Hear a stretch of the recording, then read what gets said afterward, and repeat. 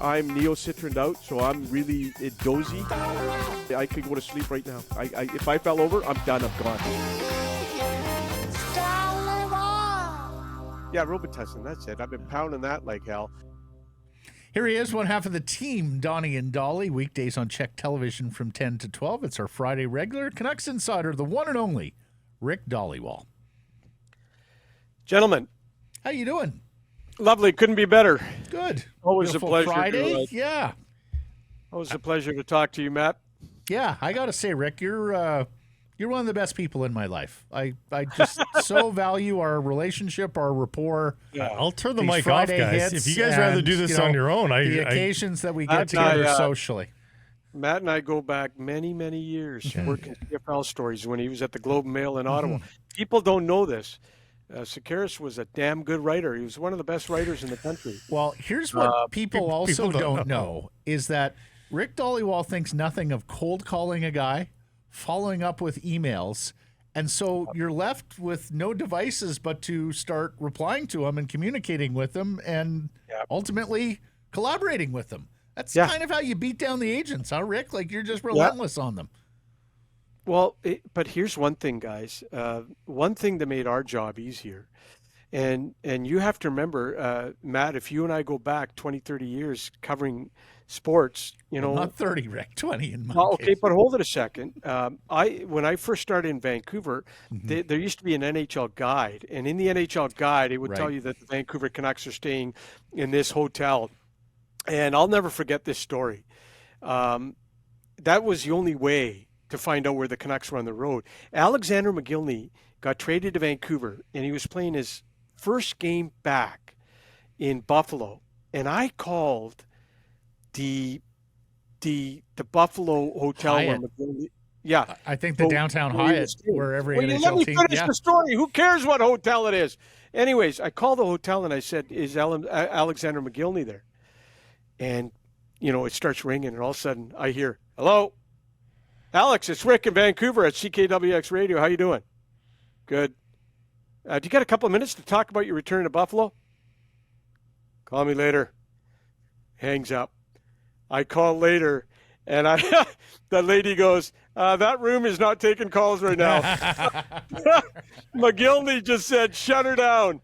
He said, "I'm not dealing with this frickin' moron in Vancouver." But it was such a different time. And now the one thing that has made our job easier is texting and cell phones. It's made it easier. And when I get a hold of people in Sweden or this week I got a hold of the Latvia GM, it's just texting. And our jobs are so much easier, Matt, from where they were many, many, many years ago. Less intrusive. Yes. It's funny because McGillney was great with us in Toronto. I covered him with a Leaf, and he was always available and whatnot. But he has not done a lot of interviews in post-retirement, even though he's been involved in hockey over in Russia. And, of course, he's on the short list of guys who probably should be in the Hall of Fame. Speaking of Russians. There. Let's get into it here. Let's go. Mikheyev and Kuzmenko. And Kratzov. All of it. The trinity of Russians here. Yeah, and because I had a good chat with Dan Milstein yesterday. So first let me tell you about Kratzov signing the 2-year deal in Russia. I finally caught up with Dan Milstein yesterday. He was waiting for the contract to be finalized. It is now official in Russia. Dan says it was time for a reset for Kratzov. Simple as that. He's had a couple of tough years in the NHL. In the KHL, he's going to get a ton of ice time. He's going to be first-line power play, the whole 9 yards. He's only 23 years old, guys. And you know the old saying, first-round picks get a million chances. And we've seen it with Ulevy, Virtanen, all these guys. They get a million chances. Milstein says he kept the Canucks abreast of the situation. They were not caught off guard. The Canucks were okay with it as well. The Canucks will qualify him and retain his rights, and they will watch his development over the next couple of years. He'll get close to $1 million US per year in Russia. That's if he hits all his bonuses. So just a young guy going back home, comfortable, seeing if he can put it together there and maybe give the NHL another run down the road. Yep. What's the latest on Mikheyev's recovery? Okay, his season shut down January 27th, surgery on his knee February 2nd. Milstein says Mikheyev's going to start skating in August. There have been no setbacks, according to Milstein. August, though. Wow, that's late. Yeah. Yeah, August. But when he did say when he goes in August, I think it is a contact, the whole 9 yards. I think he'll be ready. He continues to see doctors. The hope is he'll be ready for camp. I think he will be. But the key for me was checking in with Milstein on Mikheyev was no setbacks. So it looks like he should be ready to go. And I think Mikheyev, a healthy Mikheyev all year is going to make a difference for Rick Dhaliwal, who is a heavy forecheck guy. And you guys know Mikheyev. He's going to cause a lot of defensemen to make quicker decisions with his speed. He'll help that forecheck issue the Canucks had down the stretch, which, Dhaliwal talked about a lot. He loves his teams to forecheck.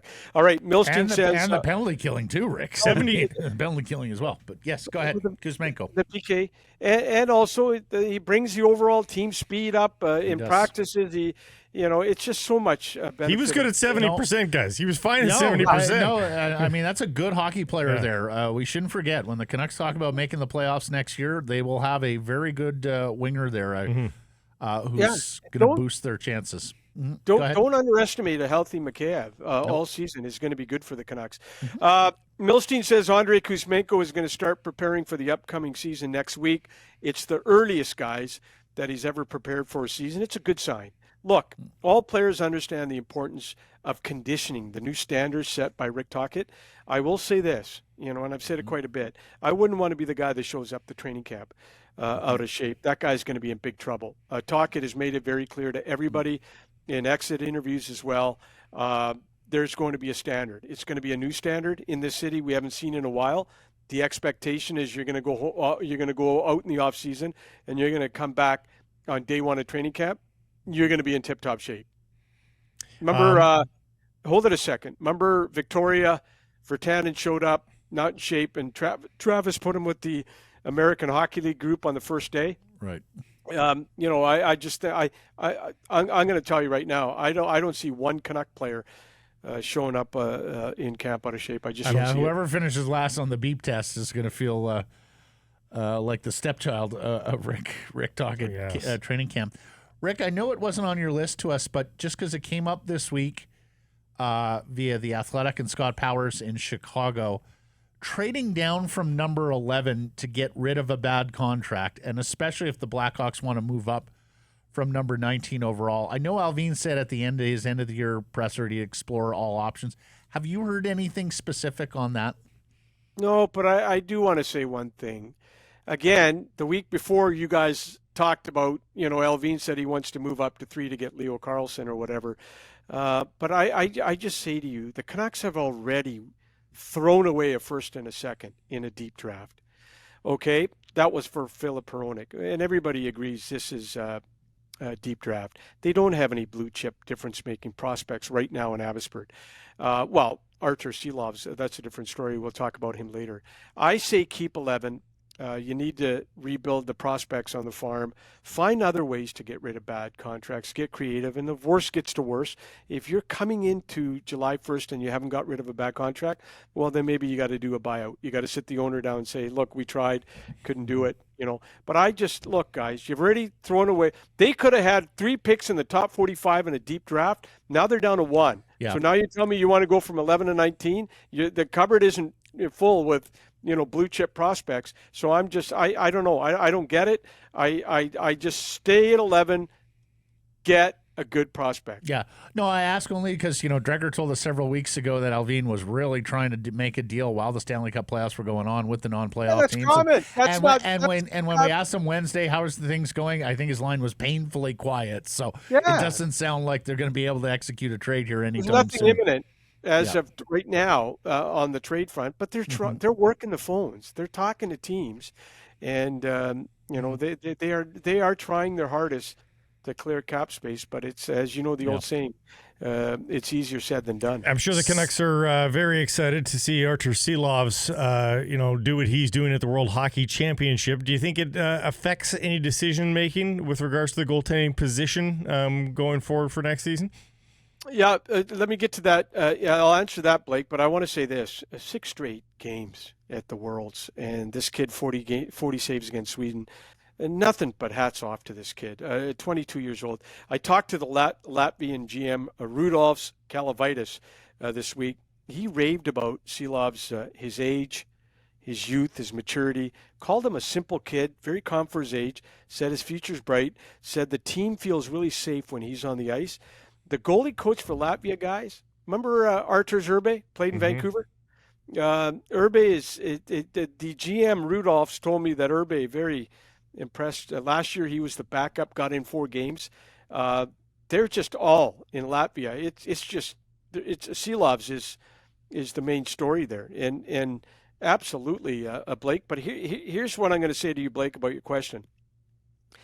I know, and we do this with prospects, the media, the fans. We're all guilty. We're automatically going to say he's doing great. Demko's backup. Couple of things I want to say to you. The World Hockey Championships are missing the Russian team. They're missing a ton of NHL players on all teams. I'm not taking anything away from Silovs, but look at the rosters.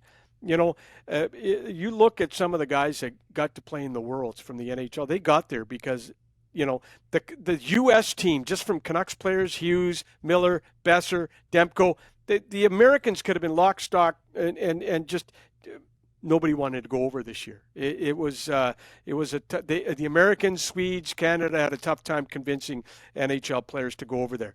Now, another year in Abbotsford as the starter is not going to hurt Silovs. Canucks showed an incredible amount of patience with Demko and Utica, and they should do it here too. There's no rush. You don't have to rush this kid. If he goes to camp and wins the backup, great for him. He did it on merit. You always give credit when a person works his ass off and does that. If not, he's going to play a ton in Abbotsford. But here's the thing for me. Canucks need 20 to 25 starts from their backup. Demko he's not positioned to play 60, 70, 80 games. He's just not. His body has taken a beating the last few years. He's 100% healthy. Don't overplay him. This year, they used Martin, Delia, and Silovs as backups. They kind of did it by committee. It wouldn't surprise me if they do it by committee again next year. Just don't rush the kid. Yeah, I know he's done well at the Worlds. Everybody loves it. Even the Canucks love it. How can they not? Don't rush the kid. You didn't rush Demko. Don't rush this kid. He's got a bright future. Let him work his way up, and he'll be fine. A couple of draft picks. It doesn't look like they're going to sign Swedish forward Arvid Costmar or OHL forward Connor Lockhart, Ricky. Yeah, earlier in the week I told you the Canucks were not going to sign Lockhart, and today I found out they're not going to sign Arvid Costmar. Costmar, a 7th rounder in 2019, will not be signed by the Canucks. Lockhart, 6th rounder in 2021. Look, when you're at that age, 2021, go to Arshdeep Bains. When you lead the Western Hockey League as a 20-year-old, you get significant interest in points. And he had a lot of teams after him. He picked the Canucks. When you're in your 20-year-old year in junior, you got to put up a lot of points. You got to be a difference maker. So I think, and I like Lockhart. He's a good young kid, and Canucks did draft him. They drafted both these guys. But development, they keep track, and the deadline is to sign both of them. And right now, the early word is they're not going to sign either one of them. And you had, go ahead. Go ahead. I was going to say you had Luke Schenn on as well this week. Do you think there's actual interest from the Canucks in going back to that well? And is he just going to be a Maple Leaf going forward? You know what, Blake? It was really interesting. Luke Schenn was on the show, and I asked him flat out, I go, do you want to re-sign in Vancouver July 1st? And he said he's got no idea. He kind of went out of his way to tell you the Canucks have their own plans. They kind of need cap space. They want to get younger. On the right side, they now got Hronek and Bear. It sounded to me like he really liked his time in Toronto. He said, let me see how it shakes out in TO. You can tell that he was very happy with his time in Toronto, and I can't blame him. The Leafs are going to be good again. People in Toronto loved Luke Schenn. The media loved him. The team did, the coaches. He played with Morgan Riley, played with Luke Quinn Hughes here, everywhere he goes, he's just so well-liked. To me, I think they're going to try and see if they can get a deal done in Toronto, and you can't blame them. Leafs are going to be good next year. They are. I don't care what they do. Yep. They're a playoff team next year. Yeah. Yep. And, you don't know what's going to happen in Vancouver, but you do know the Toronto Maple Leafs will be one of the top teams in the East again next year. So we'll see how it plays out. I do want to say this. Schenn lives in Kelowna in the off-season. He was in Vancouver this week. He's heading over to Kelowna soon. Wherever he plays next season, I don't know. But I do want to say one thing. This is a guy, when he retires, Luke Schenn, the Canucks should target. Target guys like this who are good for the culture, good character guys. They did it with the Sedin twins, and it's paying off in spades. You know, when the Sedin twins talk to prospects and give them their wisdom, you can't beat that. You can't buy that at the hockey shop. And Luke Schenn's the same. I'd find a way to get two guys into the Canucks down the road. Luke Schenn, he's such a stand-up guy, and Kevin Bieksa. I know Bieksa's, you know, he runs an academy in Anaheim, his kids down there. But you know what? The Canucks made a really good move in getting the Sedin twins to work with the prospects. And then down the road, if you add guys like Schenn, it's only going to help the organization. So anyways, those are just character guys on and off the ice that I just see Luke Schenn working in hockey for a long time. I would agree with that. Yeah, I think that's quite fair. And if they can ever convince Kevin Bieksa, oh my God, to get out of television, there's another guy. Can you imagine him, you know, telling young kids, you know, hey, look, this is how I got to the. And Kevin Bieksa is a wonderful story. He got to the NHL late. He was a late round pick, you know, and he didn't get to the NHL 2021-22. He paid his dues. And but those are the type of guys you want in your organization, and the Canucks are starting to do that, which is a good move. Yeah, and frankly, Luke Schenn reminds me a little bit of Mike Komisarek, who's of course part of the Canucks player development. A really charismatic, outgoing, big, you know, rock solid right shot defenseman. A little too bad on Costmar and Lockhart. Costmar had an incredible season in the Swedish junior ranks right after the Canucks took him, made a world junior team, could play center, so we had a little bit of hope there. And disappointing in Lockhart's case because he's actually at the Memorial Cup this week through the next week with the Peterborough Petes. But as I was told by and he was a very high bantam pick, Lockhart as well. But okay, but Matt, if they really liked either one of these guys, they would have been signed earlier. They would have been signed weeks ago. Yeah, no problem. We wouldn't be talking. You know, they would have been signed weeks ago. Yep. You know, and Lockhart is small, and you know, there's points there, but it's a lot of assists more so than goals. So. What's a scout's job? To project where he's going to play in pro. Right. First of all, there's got to be an opening for him in Abbotsford next year, right? You know, the Canucks still haven't signed Tristan Nielsen yet. Okay, all right. You know, I fully expect them to sign Jet Wu. There's some guys to still sign. You know, where does he project? The Canucks have to say to themselves, are they pro players? Where do you project to play in them in Abbotsford? For sure. You know, so there's a lot of things that go into play. I believe in my heart, if the Canucks thought really highly of both guys, they'd have been signed long time ago. I believe anything that's in your heart, Ricky. I believe you, Rick Dhaliwal. Thank you for this. We will catch up next Friday. You have a marvelous week, okay? All right. Talk later. See you later. Adios.